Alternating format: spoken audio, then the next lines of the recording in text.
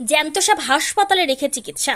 উত্তর 24 পরগনার হিঙ্গলগঞ্জ ব্লকের কাঠাবাড়ি মোড়ের ঘটনা। পাওয়ার টিলার চালাতে গিয়ে সাপের কামড়। একটা বিষাক্ত সাপ রাত 8টার সময় টিলার চালানোর সময় তেড়ে আসে টিলার চালকের দিকে। সেই সাপ হঠাৎ করে পাওয়ার টিলার চালক অনুপ মণ্ডলের পায়ে কামড় মারে। সেই পাওয়ার টিলার থামিয়ে সেই সাপটি বিশাল আকারের সাপটিকে হাত দিয়ে ধরে ফের হাতে কামড় মারে।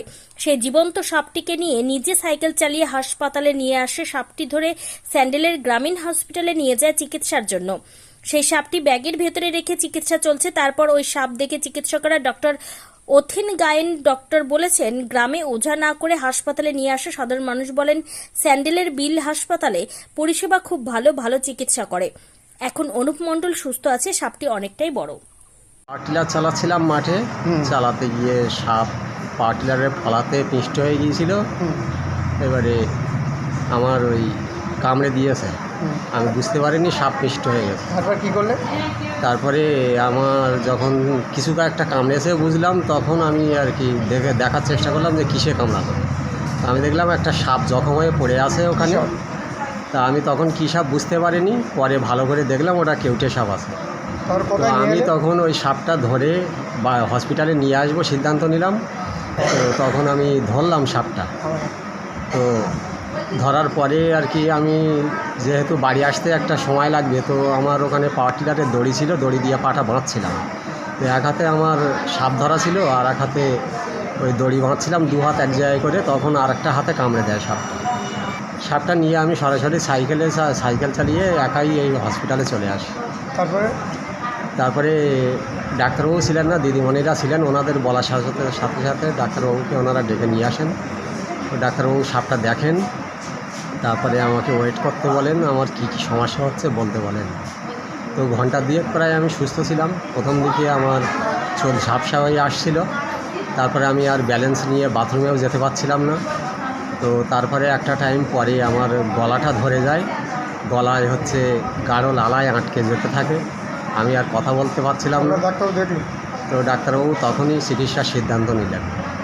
এখন কি আপনি সুস্থ আছেন? আমি সুস্থ আছি, কিন্তু যে পায়ে কামিয়েছে ওই পায়ে খুব ব্যথা থাকায় আমি এখনও পা ফেলে হাঁটাচলা করতে পারছি না। তাহলে এখন এই সুন্দরবনের এই যে স্যান্ডেলবিল গ্রাম পঞ্চায়েত এই হসপিটালে এখন কি চিকিৎসা খুব ভালো চলছে? হ্যাঁ, সাপে কামড়ালে আমার মনে হয় ওঝার বাড়ি না গিয়ে হসপিটালে এলে সেটাই সুবিধা। কি নাম তোমার? আমার নাম অনুপ মণ্ডল। কোথায় বাড়ি? বাঁকড়া ডুবর। আমি দেখলাম প্রমিনেন্ট বাইট আছে এবং পেশেন্টের একটু রেসপিরেটরি ডিস্টার্ব হচ্ছিলো। এই অবস্থাতেই পেশেন্টকে আনা হয়েছিল। হ্যাঁ, তবে সাপে কামড়ানোর যে প্রোটোকল, যে আমরা আজকালকার দিনে আমরা গ্রাম অঞ্চলে থাকি বা আমাদের লোকজন থাকে, আমি এই গ্রামেরই ছেলে, কোনো অসুবিধা নেই। কিন্তু আমার এই জিনিসটা ভালো লেগেছে যে পেশেন্টটা পেশেন্ট এখন খুবই হেলথ কনসাস।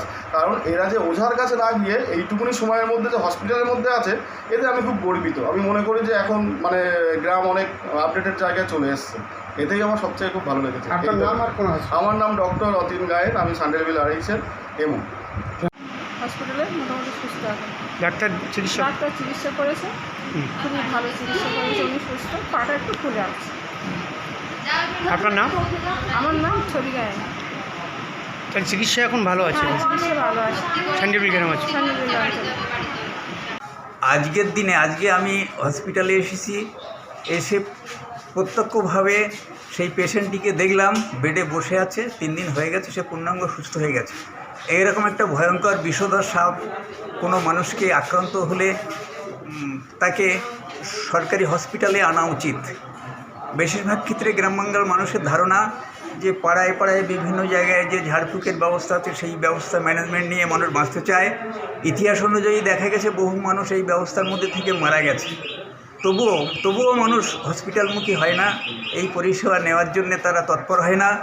তো এখান থেকে আমার মনে হয় আগামী দিনে প্রত্যেকটা মানুষ এই অভিজ্ঞতা থেকে ছোটোখাটো যে কোনো ধরনের সর্পের সমস্যা হলে হসপিটালে আসা উচিত এবং এখান থেকে এই পরিষেবা নেওয়া উচিত। আপনার নাম? আমার নাম দিবাকর চক্রবর্তী, স্যান্ডেলবিল, হিঙ্গলগঞ্জ, উত্তর 24 পরগনা।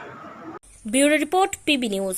ইভল্যান্ড নার্সিং হোম, এখানে যে কোনো রকমের চিকিৎসার বিশ্বস্ত প্রতিষ্ঠান।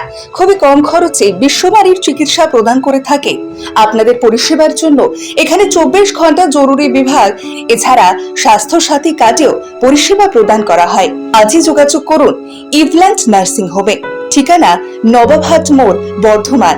ফোন নাম্বার মনে রাখবেন 9434383966 অথবা 7908496820।